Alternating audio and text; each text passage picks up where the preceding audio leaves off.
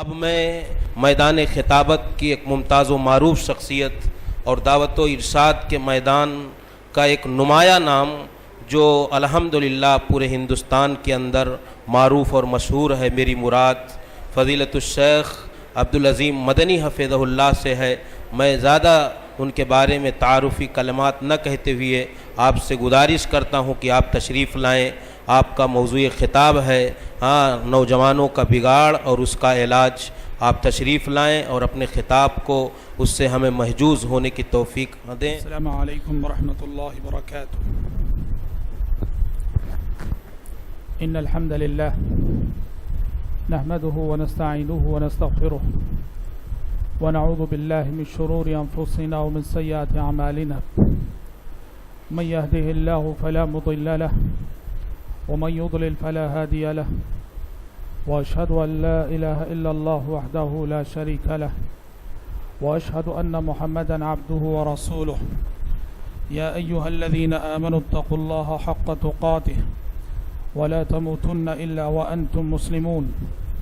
يا ايها الناس اتقوا ربكم الذي خلقكم من نفس واحدة وخلق منها زوجها وبث منهما رجالا كثيرا ونساء، واتقوا الله الذي تساءلون به والأرحام إن الله كان عليكم رقيبا۔ يا أيها الذين آمنوا اتقوا الله وقولوا قولا سديدا يصلح لكم أعمالكم ويغفر لكم ذنوبكم، ومن يطع الله ورسوله فقد فاز فوزا عظيما۔ أما بعد فإن خير الحديث كتاب الله، وخير الهدي هدي محمد صلى الله عليه وسلم، وشر الأمور محدثاتها، وكل محدثة بدعة، وكل بدعة ضلالة، وكل ضلالة في النار۔ أعوذ بالله السميع العليم من الشيطان الرجيم من همزه ونفخه ونفسه۔ إنهم فتية آمنوا بربهم وزدناهم هدى وربطنا على قلوبهم إذ قاموا فقالوا ربنا رب السماوات والأرض لن ندعو من دونه إلها لقد قلنا إذا شططا۔ عالی مقام صدر اجلاس مولانا عبدالسلام سلفی صاحب، امیر صوبائی جمعیت اہل حدیث ممبئی، اسٹیج پر تشریف فرما علماء کرام، ذمہ داران مسجد اور معزز شرکاء اجلاس، آج کی اس ملاقات میں مجھے ذمہ داران اجلاس نے جس عنوان پر گفتگو کرنے کا حکم دیا ہے، وہ عنوان جیسا کہ ابھی آپ نے سنا، نوجوانوں کا بگاڑ اور اس کا علاج۔ حالات حاضرہ کے تناظر میں اگر دیکھا جائے بہت اہم عنوان ہے اور بہت ہی ضرورت کا عنوان ہے۔ حضرات، انسان اپنی زندگی میں کئی مراحل سے گزرتا ہے۔ بچپن، لڑکپن، جوانی، ادھیڑ عمر اور بڑھاپا، زندگی کے ان مختلف مراحل میں جوانی کی خصوصیت ہے کہ جوانی زندگی کا ایک انقلابی مرحلہ ہے۔ طاقت کے اعتبار سے، قوت کے اعتبار سے، جذبات کے اعتبار سے، جوش کے اعتبار سے جوانی زندگی کا ایک انقلابی مرحلہ ہے، اور یہی وجہ ہے کہ شیطانی طاقتیں انسان کے پیچھے سب سے زیادہ جوانی ہی میں جو ہے لگتی ہیں۔ شیطان اچھی طرح جانتا ہے کہ نوجوان اگر بگڑ جائے، نوجوان اگر غلط راستے پہ لگ جائے، یہ اس کی بہت بڑی کامیابی ہے۔ تو ابلیسی طاقتیں، شیطانی طاقتیں سب سے زیادہ انسان کے پیچھے جوانی کے مرحلے ہی میں لگتی ہیں، اور چونکہ ابلیس اور شیطان نوجوانوں کے پیچھے زیادہ لگتا ہے، اسی لیے شرعاً نوجوان کی عبادت، نوجوان کے تدین، نوجوان کے تقوی، نوجوان کے سجدوں کی اللہ کے پاس بڑی قیمت ہے۔ احادیث میں نبی کریم صلی اللہ علیہ وسلم نے ان 7 خوش نصیبوں کا تذکرہ کرتے ہوئے جنہیں اللہ تبارک و تعالیٰ کے عرش کا خصوصی سایہ ملے گا، ایک طبقہ آپ نے بیان فرمایا وَشَابٌ نَشَأَ فِي عِبَادَةِ اللَّهِ، کل قیامت کے روز عرش الہی کا سایہ پانے والے خوش نصیبوں میں وہ نوجوان بھی ہوں گے جن کی جوانیاں اللہ تبارک و تعالیٰ کی عبادت میں گزری تھیں۔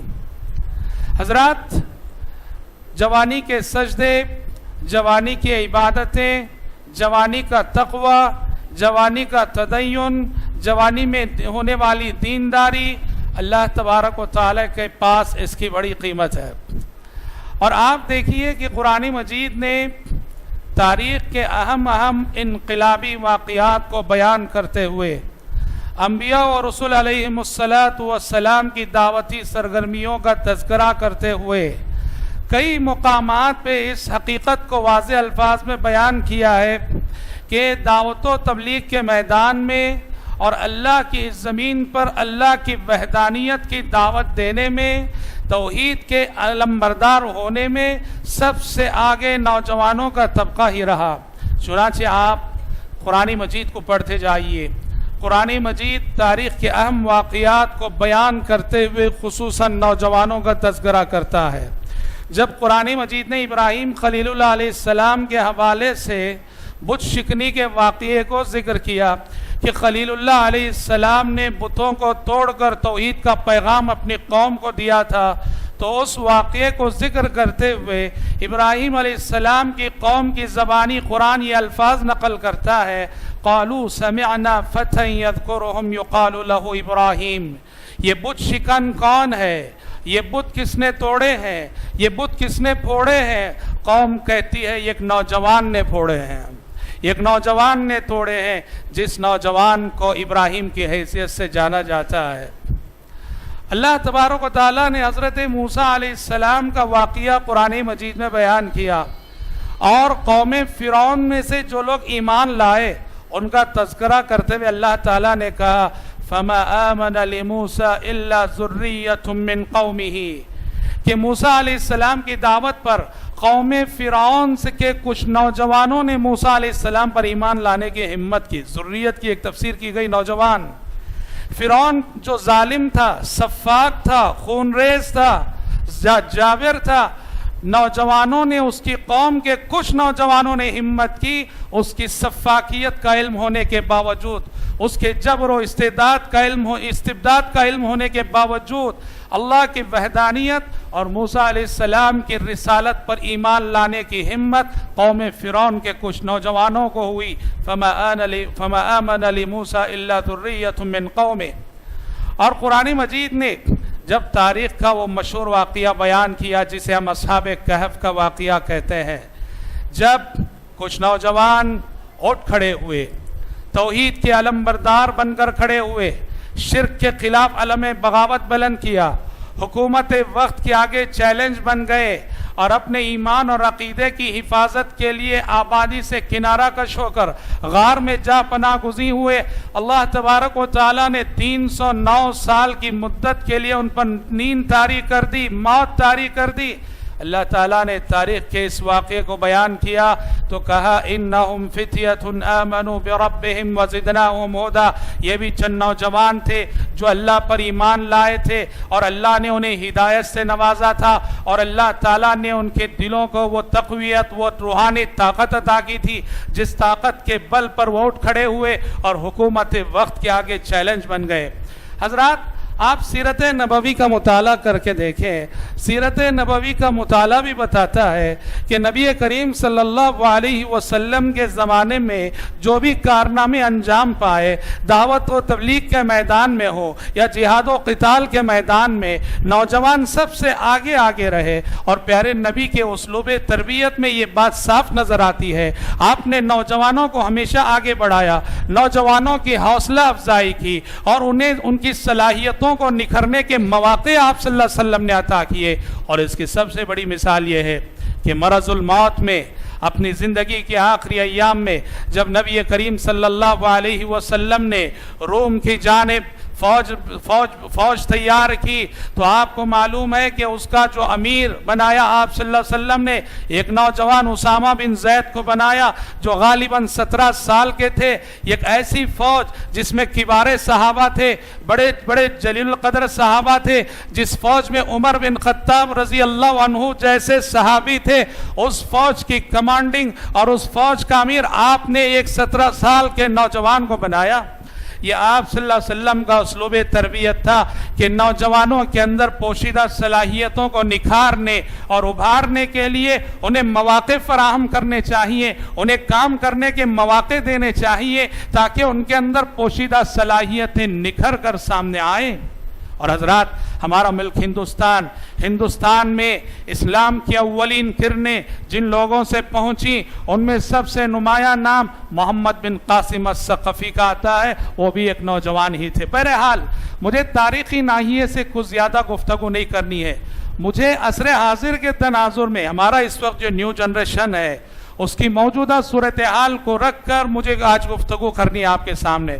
میرے بھائیوں, دیکھیے, اس وقت جو جدید کلچر ہے, موجودہ جو تہذیب ہے, اس تہذیب میں بوڑھوں کا کوئی مقام نہیں ہے.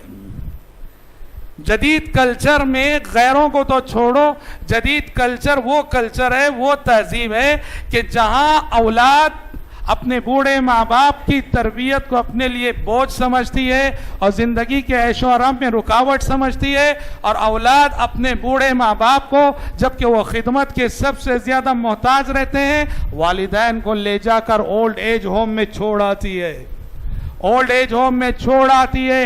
اور اگر کوئی بہت زیادہ وفادار بچہ ہو, وفادار اولاد ہو, تو باپ کا جب برتھ ڈے آتا ہے, ماں کا جب برتھ ڈے آتا ہے تو ایک مرتبہ وہاں چلا جائے اور باپ کے نام کا کیک کاٹ دے, گفٹ دے کر آ جائے. موجودہ کلچر نے بوڑھوں کو, بزرگوں کو پوری طرح سے نظر انداز کر کے رکھا ہے. آپ کو یہ جاننا چاہیے کہ جس زمانے میں ہم جی رہے ہیں, جس زمانے میں ہم نے آنکھ کھولی ہے, آج اس کلچر کا پورا ٹارگٹ نوجوان نسل ہے. اس کلچر کا پورا ہدف نوجوان نسل ہے. منصوبے بنتے ہیں نوجوانوں کی خاطر, پلاننگ ہوتی ہے نوجوانوں کی خاطر, جو کچھ ہو رہا ہے نوجوانوں کی خاطر. بتاؤ, شہروں میں جو کلب سجے ہوئے کس کے لیے؟ نوجوانوں کے لیے. یہ شراب کی دکانیں جو کھلی ہوئی ہیں کس کے لیے؟ نوجوانوں کے لیے. یہ گیمز کا سلسلہ جو لامتناہی سلسلہ چل رہا ہے کس کے لیے؟ نوجوانوں کے لیے. یہ جو تھیٹر کھلے ہوئے کس کے لیے؟ نوجوانوں کے لیے. یہ جو فلمی کلچر قدم قدم پہ پھیلا ہوا ہے کون ٹارگٹ ہے؟ نوجوان ٹارگٹ ہے. یہ موسیقی اور گانے اور ناچنے گانے کی جو تہذیب ہے کون ہدف ہے؟ نوجوان ہدف ہے. یقین کرو, موجودہ کلچر نے نوجوان نسل کو ٹارگٹ بنا کر, ہدف بنا کر, اس کی فکر پر, اس کے خیالات پر, اس کی سوچ پر, اس کے اخلاق پر, اس کی جوانی پر, اس کی کردار پر ایسی یلغار کی ہے کہ نوجوان ایک شہوت پرست حیوان بن گیا ہے. آج کا نوجوان کیا ہے؟ موجودہ تہذیب اور موجودہ کلچر کی تربیت میں جو پرورش پانے والا نوجوان, وہ نوجوان نہیں, وہ ایک شہوت پرست حیوان ہے, شہوت پرست جانور ہے. نعوذ باللہ, جیسے قرآن نے کہا اولئک کالانعام بل هم اضل اولئک هم الغافلون. اور افسوس کی بات تو یہ ہے کہ اس بگاڑ میں غیر مسلم نوجوانوں کے ساتھ ساتھ مسلم نوجوان بھی پوری طرح اس بگاڑ کی زد میں ہیں. آئیے ہم دیکھتے ہیں کیا وہ نمایاں خرابیاں ہیں جو اخلاق و کردار کے اعتبار سے, اعتقادی بگاڑ کے حوالے سے بھی آپ نے سن رکھا ہے. اخلاق و کردار کے ناحیے سے ہمارا جو نیو جنریشن ہے, ہماری جو نوجوان نسل ہے, وہ کہاں کھڑی ہے اور بگاڑ کے کیا کیا مظاہر ہیں, چند ایک کا میں آپ کے سامنے تذکرہ کرنا چاہوں گا. اور میں یہ بھی بتاؤں گا کہ ایک تو اخلاقی بگاڑ, اور دوسرا وہ طبقہ ہمارے نوجوانوں کا جو دین کی طرف آنا چاہتا ہے مگر غلط رہنمائی کے سبب وہ کہاں جا رہا ہے. دونوں ناحیوں سے میں گفتگو کروں گا. سب سے پہلی بات, موجودہ نوجوانوں کے موجودہ بگاڑ کی اگر بات کی جائے, میرے بھائیوں, ایک عام جائزہ اور تجزیہ آپ کو بتائے گا کہ آج جوانیاں ضائع ہو رہی ہیں, جوانیاں ضائع ہو رہی ہیں. جوانی کی قدر و قیمت کا احساس نوجوانوں کو نہیں ہے. ہم عمر کی اور زندگی کے کتنے قیمتی مرحلے سے گزر رہے ہیں اس کا احساس رکھنے والے نوجوان بہت کم ہیں. جوانیاں ضائع ہو رہی ہیں. کہاں ضائع ہو رہی ہیں؟ گراؤنڈ میں ضائع ہو رہی ہیں. جوانیاں ضائع ہو رہی ہیں کلبوں میں ضائع ہو رہی ہیں. جوانیاں ضائع ہو رہی ہیں صحبتوں میں، بری صحبتوں میں ضائع ہو رہی ہیں. جوانیاں ضائع ہو رہی ہیں. کہاں ضائع ہو رہی ہیں؟ ہوٹلوں میں ضائع ہو رہی ہیں. آج آپ کو معلوم ہونا چاہیے ہمارے نوجوانوں کی ایک لائف سٹائل ہے. ہمارے نوجوانوں کا خصوصاً شہروں میں ایک لائف سٹائل ہے. کیا لائف سٹائل؟ ہر شام عشاء بعد ضروری ہے کہ سارے دوست و احباب بستی کی کسی ہوٹل میں جمع ہوں گے، شہر کی کسی ہوٹل میں جمع ہوں گے اور چائے کے دور چلیں گے، بیڑی سگریٹ کے دور چلیں گے، گپ شپ کریں گے. اور یہ سلسلہ کب تک چلے گا؟ رات 12، 12:30، 1 تک چلے گا. اور گھر میں بیچاری ماں منتظر ہے، گھر میں بیچاری ماں منتظر ہے کہ لڑکا آیا نہیں. اور ماں، سبحان اللہ، ماں کی ممتا وہ چیز ہے کہ جب تک بچے کھا نہیں لیتے وہ خود کی بھوک نہیں مٹاتی. ماں منتظر ہے کہ ابھی بچہ کھایا نہیں ہے اور یہ لڑکا رات 1-2 بجے گھر پہنچتا ہے اور ماں کی ممتا کو ٹھیس پہنچاتے ہوئے ویسے ہی سو جاتا ہے. کبھی کھایا کبھی نہیں کھایا، ماں کی ممتا کا ذرا برابر لحاظ نہیں رکھتا. اکبر الہ آبادی نے اسی کلچر پر تنقید کرتے ہوئے کہا تھا، ہوئے اس قدر مہذب کبھی گھر کا منہ نہ دیکھا، ہوئے اس قدر مہذب کبھی گھر کا منہ نہ دیکھا، کٹی عمر ہوٹلوں میں مرے ہسپتال جا کر. حضرات، نوجوانوں کے بگاڑ کا ایک دوسرا مظہر غلط صحبتیں اور غلط عادتیں. اچھے نوجوان، اچھے گھرانوں سے تعلق رکھنے والے نوجوان، دیندار ماں باپ کی اولاد، غلط صحبتیں، جو صحبتیں انہیں اسکولوں میں ملتی ہیں، جو صحبتیں انہیں کالجوں میں ملتی ہیں، غلط. یاد رکھو میرے نوجوان ساتھیوں، آپ جس کو دوست سمجھتے ہیں، آپ جس کے دوست کسے کہتے ہیں؟ دیکھو، دوست اسے کہتے ہیں جو آپ کی زندگی کا بڑا حصہ لیتا ہے.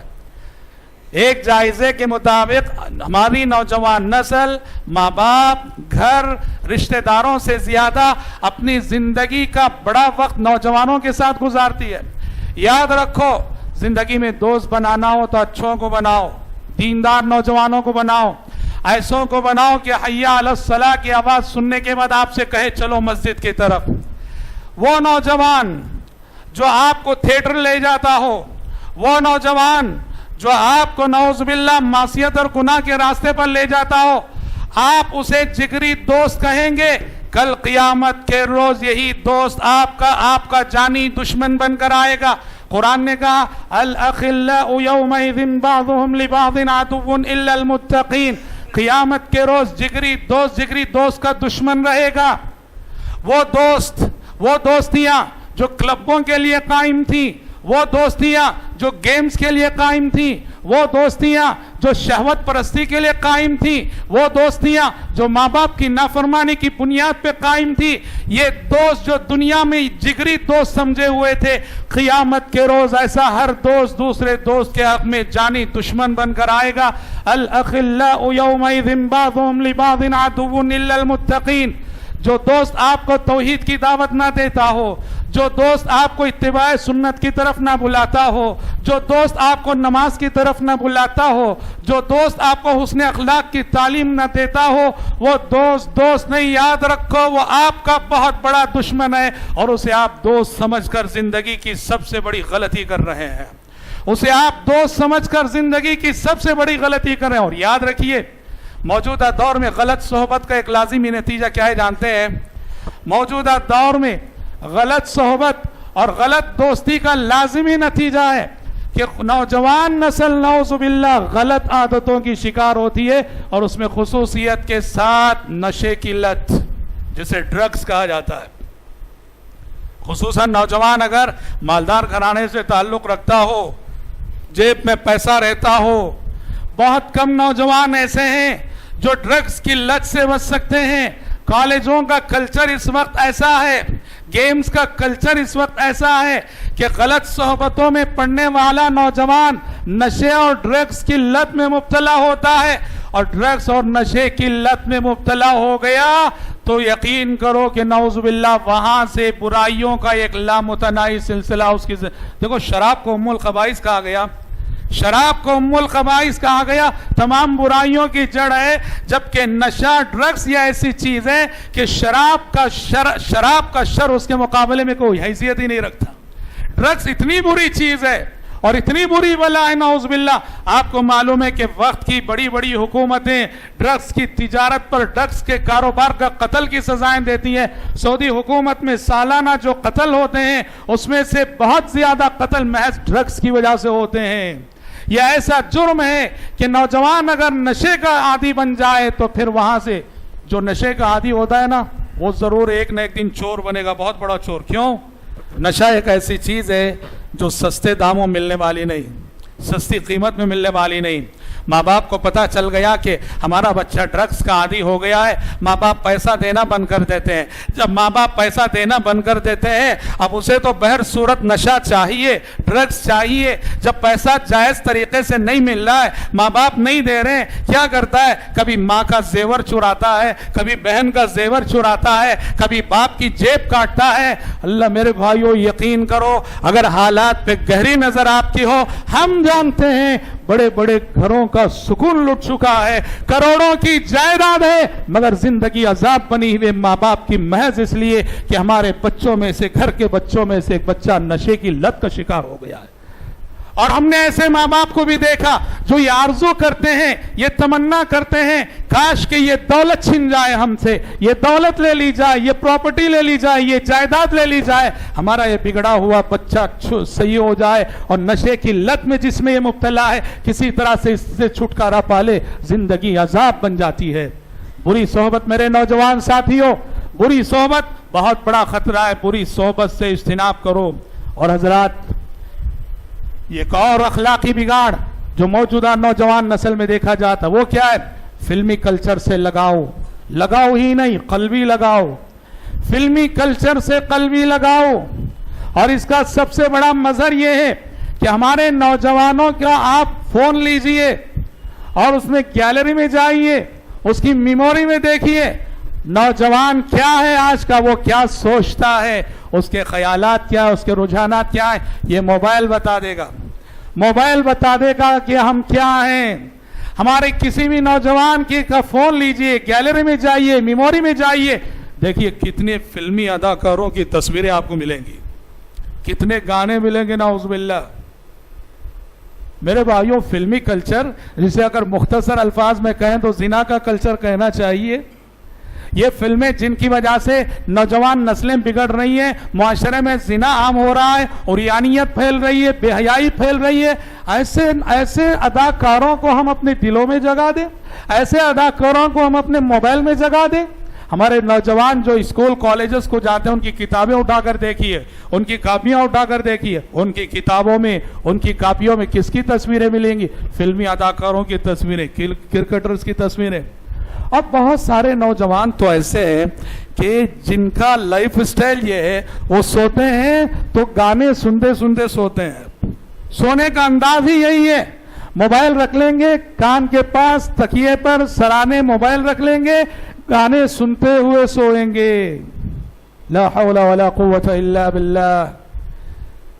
ہاں جن کی رات کا آغاز گانوں سے ہو رہا ہو، جن کی رات کا آغاز موسیقی سے ہو رہا ہو، جو موسیقی کی سن کر سوتے ہو، بتاؤ نعوذ باللہ ان کا کیا انجام ہوگا؟ نوجوانوں سوچ لو، اللہ نہ کرے، اللہ نہ کرے اسی حالت میں اسی رات اگر موت آ گئی تو اللہ کے پاس کیا منہ دکھاؤ گے؟ سعودی عرب کا مشہور واقعہ ہے، ایکسیڈنٹ ہو گیا، مشہور واقعہ ہے، کار ایکسیڈنٹ ہو گیا، فوراً لوگ آئے، ایمبولینس آئی، نوجوان جو کار میں سوار تھے زخمی ہو گئے اور زخمیوں کو اٹھا کر ایمبولینس میں ڈال کر ہسپتال لے جایا جا رہا تھا۔ دیکھا گیا کہ حالت غیر ہو رہی ہے، ایک نوجوان کی حالت بالکل غیر ہو گئی، کلمے کی تلقین کی گئی، کلمے کی تلقین کی گئی، لقنوا موتاکم لا الہ الا اللہ، کہ جو شخص موت سے قریب پہنچ جاتا ہے کلمہ طیبہ لا الہ الا اللہ کی تلقین کرو۔ کلمہ طیبہ کی تلقین کی گئی اس زخمی نوجوان کو جس کی حالت غیر ہو رہی تھی، تو لوگوں نے سنا کہ وہ کلمہ پڑھنے کے بجائے گانا گا رہا ہے، گانا گا رہا ہے۔ تحقیق کرنے کے بعد پتا چلا کہ جس وقت کار میں ایکسیڈنٹ ہوا گانا چل رہا تھا، اور وہی گانا چل رہا تھا۔ اللہ کا عذاب ہے، نعوذ باللہ۔ خاتمہ جو ایسا ہوتا ہے میرے بھائیوں، اللہ سے ہمیشہ دعا میں حسن خاتمہ مانگو۔ خاتمہ بہت بڑی چیز ہے۔ انسان جس عمل پر اس کی زندگی کا خاتمہ ہوتا ہے اس کے اخروی انجام کی دلیل ہے۔ جب وہ گانا سنتے ہوئے حادثے کا شکار ہوا، اسے مرتے ہوئے کلمہ نصیب نہیں ہو رہا ہے اور کلمے کی تلقین کی جا رہی ہے، تو نعوذ باللہ زبان سے گانا نکل رہا ہے۔ یہ کتنی بڑی محرومی ہے، کتنا بڑا عذاب ہے، سہم جانا چاہیے۔ اور ایسے میں ہمارے نوجوان ہیں جن کی راتیں موسیقی کے ساتھ اور گانوں کے ساتھ، نعوذ باللہ، توبہ کرو میرے نوجوان ساتھیوں۔ موسیقی سے، فلمی کلچر سے، گانے بجانے سے اور رقص اور ناچ کے کلچر سے میرے نوجوان ساتھیوں توبہ کرو۔ اور انہی سب چیزوں سے جڑا ہوا سب سے بڑا فتنہ جو آج نوجوان نسل کے لیے بہت بڑا فتنہ بنا، وہ کیا ہے؟ لڑکیوں کا فتنہ، لڑکیوں کا فتنہ۔ پیارے نبی نے فرمایا صلوات اللہ وسلام علیہ، ما ترکت بعد فتنة اضر علی الرجال من النساء، میں نے اپنے بعد مردوں کے لیے عورت سے بڑا کوئی فتنہ نہیں چھوڑا ہے۔ اب اس میں عورت کا بھی بہت بڑا قصور ہے کہ جس دور اور جن حالات سے ہم گزر رہے ہیں، نعوذ باللہ عورت پوری طرح برہنہ ہو چکی، عورت پوری طرح سے عریاں ہو چکی، اور وہ کلچر ہم اپنی آنکھوں کے سامنے دیکھ رہے ہیں جسے لسان نبوت نے کبھی پیشن گوئی کے طور پر ارشاد فرمایا تھا، صنفان من اہل النار من امتی لم ارہما قوم معهم سیات کاذناب البقر یضربون بها الناس ونساء کاسیات عاریات مائلات ممیلات رؤوسهن كأسنمة البخت لا يرحن رائحة الجنة وإن ريحها ليوجد من مسيرة 40 عاما۔ آپ نے کبھی پیشن گوئی کی حیثیت سے فرمایا تھا، لیکن یہ کلچر دیکھو ہمارے سامنے کیا ہے کلچر۔ آپ نے فرمایا نساء کاسیات عاریات، میری امت میں ایسی عورتیں جنم لینے والی ہیں، ایسی عورتیں پیدا ہونے والی ہیں، ایسی عورتیں میری امت کے مستقبل میں ظاہر ہونے والی ہیں جو لباس پہن کر بھی ننگی رہیں گی، جو کپڑا پہن کر بھی ننگی رہیں گی۔ قربان جائیے لسان نبوت کے اس ارشاد پر، دو لفظوں میں موجودہ دور کا پورا کلچر سما دیا گیا، پورا کلچر آ گیا۔ کاسیات عاریات، کپڑا پہن کر ننگی رہیں گی، لباس پہن کر ننگی رہیں گی، سارا لباس کا کلچر آ گیا۔ کاسیات عاریات میں عورت نے لباس تو پہن رکھا ہے مگر اسکرٹس پہنی ہوئی ہے، آدھا جسم ڈھکا ہوا ہے اور آدھا جسم کھلا ہوا ہے۔ کاسیات عاریات، یا فرض کریں کہ اس نے سر سے پیر تک لباس سارا پہن رکھا ہے، بدن ڈھانک رکھا ہے، مگر کپڑا اتنا باریک ہے کہ کپڑے کے طریقے سے بدن جھانک رہا ہے۔ یا یوں کہیے کہ سر سے پیر تک اس نے سارا بدن ڈھانک رکھا ہے، کپڑا موٹا بھی ہے مگر کپڑا اتنا ٹائٹ اور لباس اتنا ٹائٹ ہے کہ پورے جسم کی ساخت ظاہر ہے۔ دو الفاظ میں موجودہ پورا کلچر آ گیا، کاسیات عاریات۔ اور یہ کلچر ہمارے نیو جنریشن اور نوجوانوں کے اخلاق اور کردار اور ان کی جوانی کے لیے بہت بڑا چیلنج اور بہت بڑا مسئلہ بن گیا ہے۔ اسکول جانے والے نوجوان، کالج جانے والے نوجوان، بہت کم اللہ کے بندے ایسے ہوں گے جو نعوذ باللہ اس لڑکی اور عورت کے فتنوں سے بچے ہوئے ہوں گے۔ ہم ہوئے، تم ہوئے کہ میر ہوئے، اس کی زلفوں کے سب اسیر ہوئے، نعوذ باللہ۔ میرے نوجوان ساتھیوں، میں آپ سے کہنا چاہوں گا، حضرت یوسف علیہ السلام کا اسوہ اللہ نے آپ کے سامنے پیش کیا ہے۔ ذرا قرآن مجید اٹھاؤ، ترجمے کے ساتھ، تفسیر کے ساتھ سورہ یوسف پڑھو اور اللہ کے جلیل القدر یوسف علیہ السلام کے کردار کا ملاحظہ کرو، اس سے حوصلہ لو، اس سے سبق لو، اس سے رہنمائی حاصل کرو۔ یوسف علیہ السلام پر فدا ہوتی ہے کون؟ یوسف علیہ السلام پر فدا ہوتی ہے یوسف علیہ السلام جو گھر سے نکالے گئے، کنویں میں پھینکے گئے، بازار مصر میں بیچے گئے اور ایک غلام کی حیثیت سے عزیز مصر کے محل میں لا کر بسائے گئے۔ یوسف علیہ السلام پر فدا ہوتی ہے عزیز مصر کی بیوی، وقت کی ملکہ वक्त की रानी, मिस्र का जो फाइनेंस मिनिस्टर था, मिस्र का जो वजीर मालियात था, उसकी बीवी यूसुफ अलैहिस्सलाम पर फिदा हो जाती है औरत। और तमाम कुरान मजीद के अल्फाज वरावदतहु अल्लती हुवा फी बैतिहा, हर तरह से वरगलाया, हर तरह से बहलाया, हर तरह से फुसलाया, जो कर सकती थी नौजुबिल्लाह यूसुफ अलैहिस्सलाम को बुराई की दावत देने के लिए इशारे किनायों में वो सब कुछ किया। बात जब नहीं बनी तो पूरी सराहत पर उतर आई।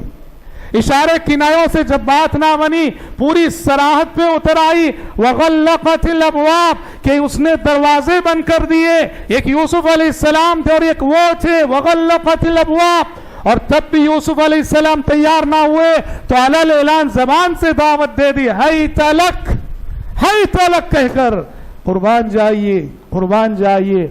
अगर दुनिया आपसे ये सवाल करे, दुनिया आपसे ये पूछे कि अल्लाह ताला ने अपने पैगंबरों को बड़े मौजिज़ात अता किए थे, ईसा अलैहिस्सलाम को दस्ते शिफा दिया गया था, मूसा अलैहिस्सलाम को आसा और यद बैज़ा दिया गया था, सालेह अलैहिस्सलाम को ऊँटनी दी गई थी, यूसुफ अलैहिस्सलाम का मौजिज़ा क्या है? तो आंख बंद करके जवाब दो कि यूसुफ अलैहिस्सलाम का मौजिज़ा ये अखलाक का मौजिज़ा था, ये किरदार का मौजिज़ा था कि वक्त की मलिका और वक्त की रानी वो उन्हें बहलाने के लिए, वरगलाने के लिए, फुसलाने के लिए सारी तदबीरें बरुए कार लाती है, फिर भी वो यूसुफ अलैहिस्सलाम के पाए सबात को लग़ज़िश नहीं दे सकती। ये किरदार का मौजिज़ा था यूसुफ अलैहिस्सलाम का। एक देखिए, औरत के अंदर कुछ ना हो, सिर्फ हुस्न और जमाल हो, वो कितनी बड़ी आजमाइश बन जाती है। तारीख बताती है कि वक्त के बादशाह और हुक्मरानों ने गरीब लौंडियां जिन पर उनका दिल आ गया, उन लौंडियों के हुस्न और जमाल से इतना मुतासिर हुए कि अपनी कुर्सी गंवा बैठी उनको हासिल करने के लिए। औरत का हुस्न और जमाल इतना फितना बनता है। यहां तो हुस्न और जमाल ही की बात ना थी, यहाँ हुस्न था, यहाँ जमाल था, यहाँ हसब था, यहाँ नसब था, यहाँ खानदान था, यहाँ माल था, यहाँ दौलत थी। औरत जितने फितने हो सकते हैं, औरत तमाम फितनों के साथ यूसुफ अलैहिस्सलाम के मुकाबले में आई थी। कुर्बान जाइए इस किरदार नबूवत पर कि जुलेखा जिसका नाम मुफस्सिरीन ने जिक्र किया है, लाख जाल बिछाकर भी वो यूसुफ अलैहिस्सलाम को के पाए सबात को लग़ज़िश न दे सकी। वरना तो दुनिया का उसूल तो ये है कि तोड़ सकती नहीं तक़वे को मेरे कोई सदा, तोड़ सकती नहीं तक़वे को मेरे कोई सदा, शर्त यह है कि वो पाज़ेब की झनकार ना हो। नौजवान साथियों, यूसुफ अलैहिस्सलाम के इस वाक़ये को गौर से पढ़ो, यूसुफ अलैहिस्सलाम के इस वाक़ये को तर्जुमा और तफसीर के साथ पढ़ो, इस वाक़ये से सबक लो, इस वाक़ये से आप हौसला लो। ये बहुत हौसला देने वाला वाक़या है, नौजवान नस्ल को अखलाक का सबक देने वाला वाक़या है। और मौजूदा दौर में जो लड़कियों का फितना है, इस फितने में साबित कदमी नसीब करने वाला वाक़या है। हजरात, इन्हीं खराबियों में से बिगाड़ की जो शक्लें नौजवानों में पाई जा रही हैं, इन्हीं में से एक ये है वालिदैन के ताल्लुक से जज्बा इताअत की कमी। आज माँ बाप अपनी नौजवान औलाद के हवाले से परेशान है, मेजॉरिटी परेशान, अक्सरियत परेशान है। ये और बात है कि दांत भी अपने, होंठ भी अपने। बहुत सारे माँ बाप बाहर बताते नहीं हैं, अपना दुख आप अपने दिल में रख लेते हैं। आज नौजवान नस्ल माँ बाप के साथ जो सलूक कर रही है, माँ बाप के साथ जो नारवा सलूक कर रही है नौजवान नस्ल, ला हौला वला कुव्वता इल्ला बिल्लाह। बिलउमूम अगर कहें, नौजवान नस्ल इस वक्त उमूमन वालिदैन के ताल्लुक से बागियाना तेवर रखती है, बागियाना किरदार रखती है।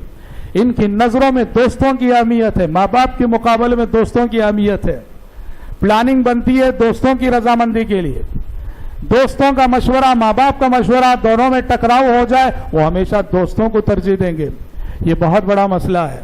और सूरत हाल ये है कि आज का नौजवान बसा औकात अपने बाप को बाप कहते हुए भी शर्माता है। क्यों जानते हैं? कॉलेज में पढ़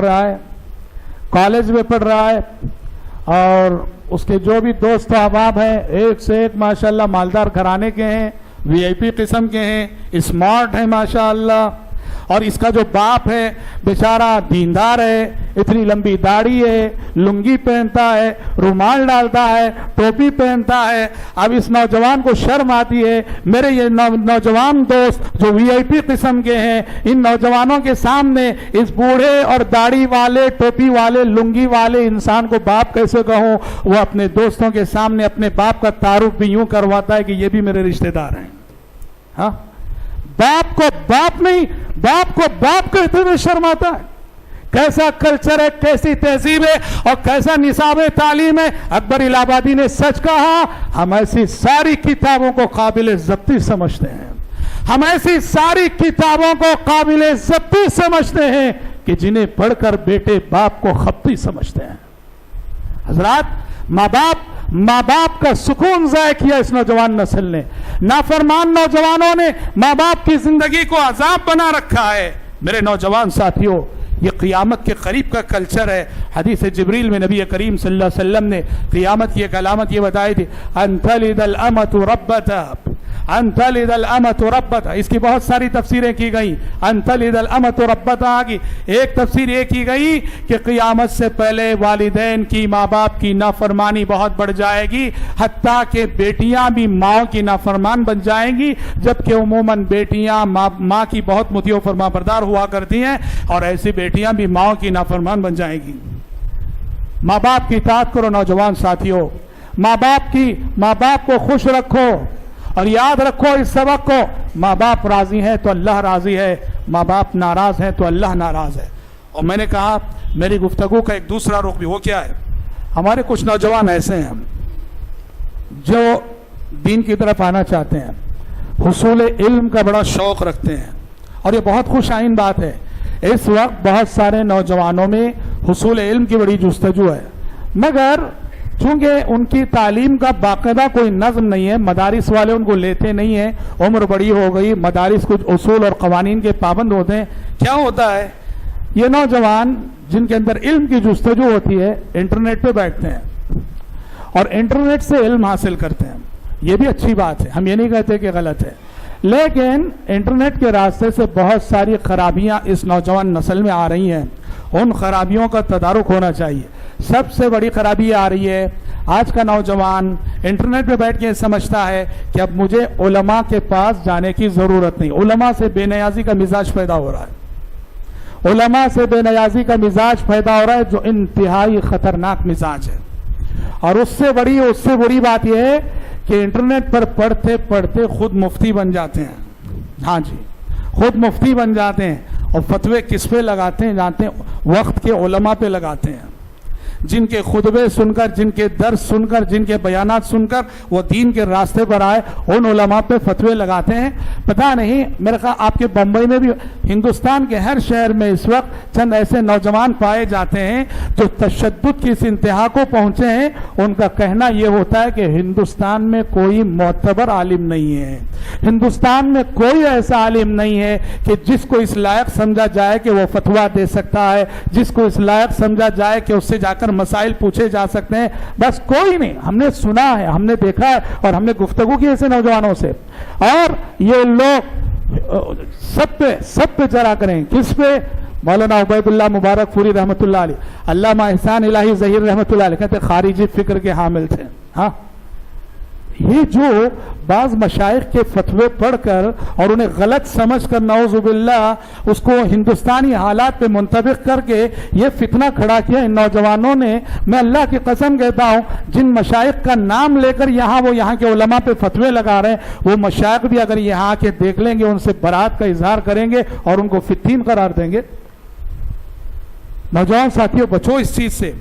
اور دوسری چیز، انٹرنیٹ علماء سے بے نیاز ہو کر محض انٹرنیٹ پر تکیہ کرنے کا نتیجہ یہ ہوا کہ غلط افکار و نظریات کے شکار ہوتے چلے جا رہے ہیں. غلط افکار و نظریات، فتویٰ انٹرنیٹ پہ پڑھ لیا، مفتی کون ہے دیکھا نہیں ہے، مفتی کا منہج کیا ہے، مفتی کس عقیدے کا ہے، مفتی کس نظریے کا حامل ہے، کچھ نہیں.